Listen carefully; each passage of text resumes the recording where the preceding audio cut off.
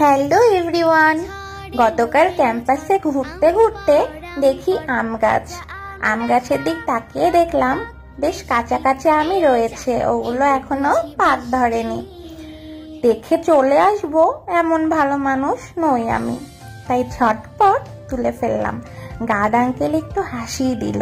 কি আর বলবে বলুন, ক্যাম্পাসের যা কিছু সব তো আমাদেরই।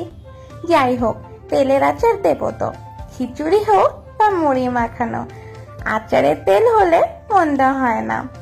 শুধু তেলের আচার দেবো এমনটাই নয়, মিষ্টি আচার দেওয়ারও ইচ্ছে আছে। যদি আম বেঁচে যায় তাহলে মিষ্টি আচারও বানিয়ে ফেলবো। একা মানুষ, তাই অল্প করেই বানিয়ে নেব। এই দিয়েই বছর পার হয়ে যাবে আমার। তাই জন্য আর সকাল সকাল উঠেই কাঁচা আম কেটে নুন, হলুদ, লঙ্কা গুঁড়ো দিয়ে ভালোভাবে মিশিয়ে নিয়ে রোদে শুকোতে দিয়ে দিলাম। বিকেলে আচার বানাতে হবে, তো রেসিপিটা শেয়ার করে দিব। আবার বেরোতেও হবে। টাটা।